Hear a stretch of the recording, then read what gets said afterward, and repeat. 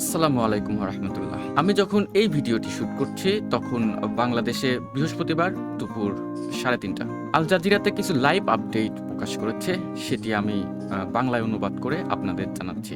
Iran war live president Donald Trump threatens action if Iran fails to comply with deal, যার বাংলায় করলে আসে চুক্তি মেনে না চললে তেহরানের বিরুদ্ধে পদক্ষেপের হুমকি দিয়েছেন প্রেসিডেন্ট ডোনাল্ড ট্রাম্প। অর্থাৎ যদি ইরান চুক্তি শর্ত পূরণ করতে না পারে তাহলে মার্কিন যুক্তরাষ্ট্র কঠোর পদক্ষেপ নেবে।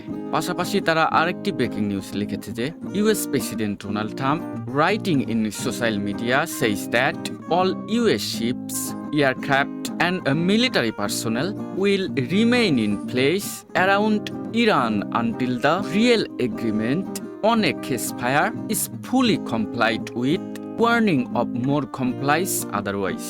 যার বাংলা করলে আসে, মার্কিন প্রেসিডেন্ট ডোনাল্ড ট্রাম্প সামাজিক যোগাযোগ মাধ্যমে লিখেছেন সব মার্কিন জাহাজ, বিমান এবং সামরিক সদস্য ইরানের চারপাশে তাদের অবস্থানে থাকবে যতক্ষণ না যুদ্ধবিরতি সংক্রান্ত বাস্তব চুক্তি সম্পূর্ণভাবে বাস্তবায়ন না হয়। তিনি সতর্ক করে বলেছেন যদি এই চুক্তি পুরোপুরি মানা না হয় তাহলে আবার সংঘর্ষ হতে পারে। দর্শক, এই খবরগুলো ছিল আল জাজিরাতে। এই ধরনের ভিডিও সবসময় সবার আগে পেতে মাশফিক হেলাল ইউটিউব চ্যানেলটি সাবস্ক্রাইব করুন।